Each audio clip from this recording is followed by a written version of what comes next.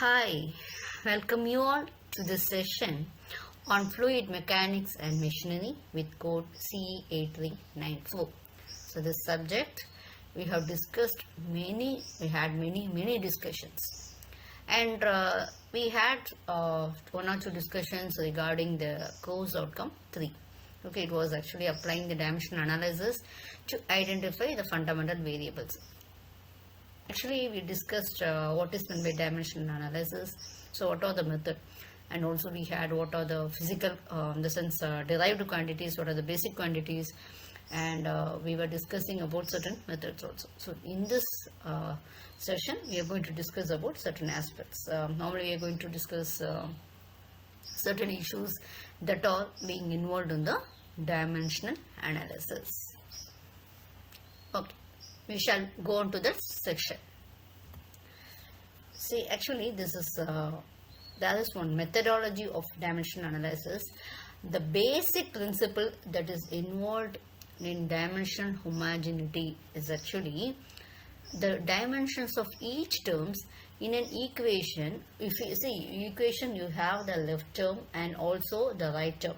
Okay, so the both should be equal. How you can say? See, for example, you can say velocity is equal to what it is, distance by time. So here the left side, it will be in meter per second.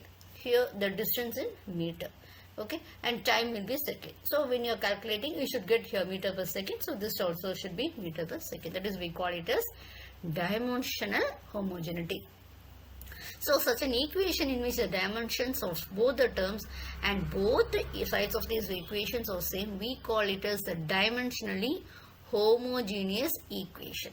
Okay, so such equations are independent of system of units. Okay, say for example, we consider as V is equal to, root of 2gh. This we know very well. So velocity, we know very well. What is this? Actually also already length divided by time. So we get it as, in the sense, distance divided by time. So distance L times t. So LT power minus 1. Now, so the right side of this we do have as 2gh. So 2, we leave the 2, it's a constant. G we take it as L by t square. Next one, H is your L. So what will happen? We will be getting as LT power minus 1. So this L and L will be cancelled. So we get as this will get it as LT power minus 1. So this is actually the dimensions of the left hand side will be equal to the dimensions of the right hand side. So this is a dimensionally homogeneous equation. Okay, so V is equal to root of 2gh will be a dimensionally homogeneous equation.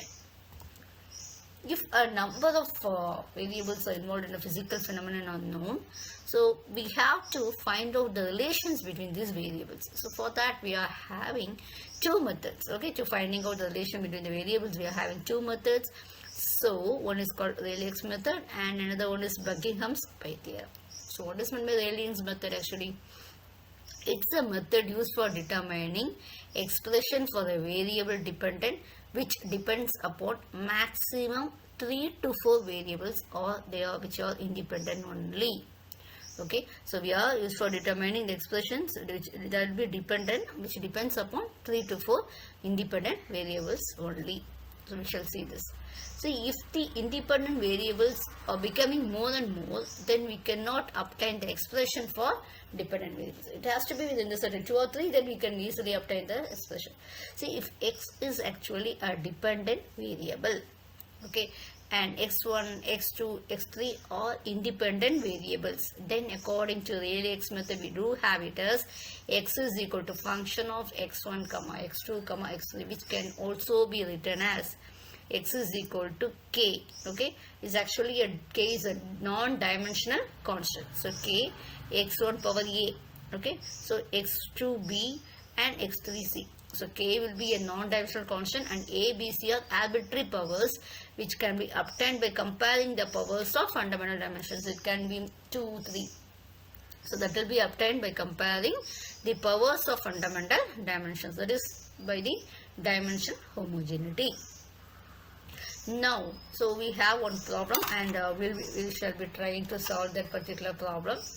See, the resisting power of a supersonic plate during the flight can be considered as, okay, dependent upon the length of the air length, capital small l, velocity v, air viscosity nu, air density rho, and bulk modulus of air k, capital K. So express the functional relationship between the variables and the resisting force.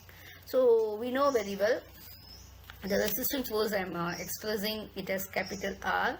So R is equal to A of L power, you have it as L comma V comma nu comma rho comma K. So what I do is, I am know very well arbitrary values I will be assuming. Okay, so that is will be I am having one dimensional constant I am adding. Okay, so that A I am getting it as L power A, V power B, nu power C, rho power D, K power E. Substituting the powers. So we know the resisting powers, that is power, isn't it, force only. So I get it as ml t power minus 2. Okay, so we get it as here, and here what happens here, A is you are having a non-dimensional constant. This L will be actually your 0, isn't it? Okay, so this sorry, L will be a A, so that is because this is the first one, length, so L power A. Next one is velocity, so LT power minus 1 raised to B. Now ml minus 1 t minus 1, that will be with regarding your nu. Okay, so that is your air viscosity. Next one will be with regarding for your density, so ml power minus 3, that is the whole raised to D. Next one, the last one will be a bulk modulus, ml minus 1 minus 2, the whole raised to E. Now we are comparing the values. Okay, how we are getting M, you have it as 1, which is equal to, here how much, C plus, first one you don't have, so B, second we don't have, C plus D plus E. Similarly for power for L is 1 is equal to A plus B minus C minus 3D. Next one is minus E. T, what happens here, you have it as minus 2 is equal to minus B minus C minus 2E. Okay, so this will be the equations. Next one, since the unknown phi are more than number of equations, so we have to express in terms. So we cannot do, isn't it, actually we have more unknowns, but we do have only 3 equations. So we are trying to relate them with respect to each other. So I am getting it as, so D is equal to this way, B is equal to, I am trying to get them in terms of B, C, E, like this. Okay, so what I do it as A is equal to, so D I put it as 1 minus C minus E, B, both you can see that I am expressing in terms of C and E. So A, what I am doing, A minus, I am trying to put A also in terms of how it will be, in terms of E and C. Now again I am substituting this equation in 1. Okay, we know very well.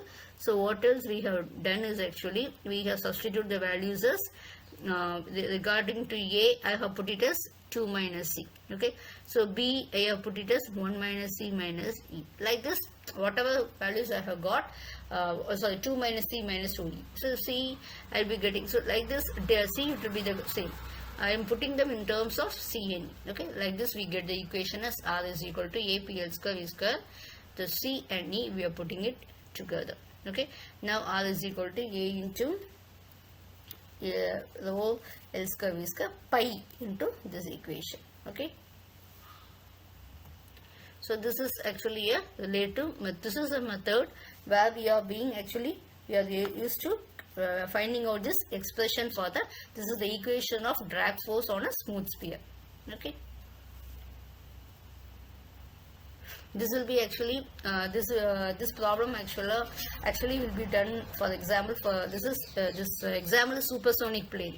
Okay, so whatever be the condition, so if you take it as a drag force or whatever it is, you will have to do it by the similar method. So when you take it as arbitrary values, you will have to convert in terms of another. So you can see this, the velocity of propagation, this I am going easy. This velocity of propagation for pressure wave to a liquid can be expected to depend on the elasticity of the fluid, which is also represented by bulk modulus and mass density rho. So established by D the form of possible relationship. So you know very well, you are assuming C is equal to, U is equal to C K power A and rho power B, isn't it? So that is U is equal to C into, that's constant, we have it as into K power A into rho power B. Use your velocity, so you will have it as LT power minus 1. Rho, you know, ml power minus the density. So K we have it as ml power minus 1 T power minus 2. Now we are getting, as we did in the previous problem, we are trying to put the powers of m, l and t. So Rayleigh's method will not be straightforward, isn't it? So consider the situation u naught should be so everything will not be a straightforward one. Okay. So we see, for example, when you take it as a u naught should be, what happens? Q is equal to function of rho, nu, h and g. Okay, so similarly, I'm putting instead of using a constant, I'm using this MLT system. The method will be the same. So Q is actually a discharge, okay, meter cube per second, that is L cube T power minus 4. So the method will be the same. We'll be putting in terms of one values, we'll be putting in the terms of other method. Okay, so like this, we'll be obtaining the dimensions. So we have three equations, but there are unknowns. So need to express ABC in terms of D. So we try to relate among themselves. So thank you for your listening, and we shall meet in the next section. Thank you all once again.